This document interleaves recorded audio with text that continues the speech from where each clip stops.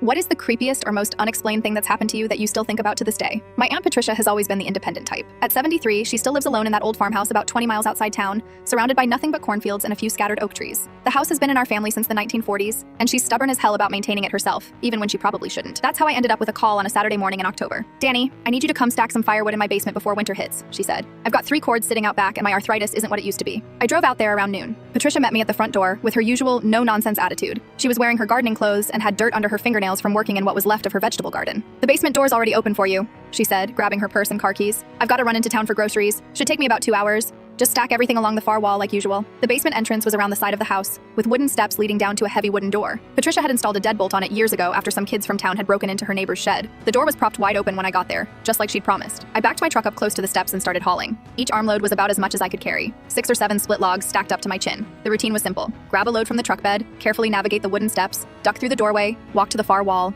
stack the wood, and repeat. I always swung that basement door as wide as possible when I walked through. The hinges were old and creaky, and the door was heavy enough that it would swing back slowly if you didn't push it all the way open. But it never closed completely on its own. There was just enough resistance in those old hinges to keep it hanging open at maybe a 30-degree angle. I'd been working for about 40 minutes, maybe finished a third of the pile, when I heard it. The unmistakable sound of that heavy door slamming shut, not just closing, slamming, hard enough that I felt it in my chest. My arms were full of firewood, so I couldn't have pulled it shut even if I'd wanted to. I set the logs down and walked over to check the door. That's when I saw it. The deadbolt was turned, locked tight. The cold hit me first, then the confusion. I tried the handle anyway, knowing it wouldn't budge. The deadbolt was the kind you had to turn manually from either side. No way for it to engage by accident. I looked around the basement, trying to make sense of what had just happened. The window was too small and too high up for anyone to climb through. I peered out anyway and could see my truck parked right where I'd left it. No sign of Patricia's old Buick in the driveway. I climbed up on a stack of storage boxes to get a better view out the window. The gravel driveway was empty except for my truck. The garage door was still open, showing Patricia's empty parking spot. If someone had driven up, I would have heard the crunch of tires on gravel from 50 yards away. The wooden steps outside were the only way down to that door. They were old and warped, and they creaked like crazy under any weight. I'd been going up and down them for the past hour. There was no way someone could have snuck down those steps without me hearing them.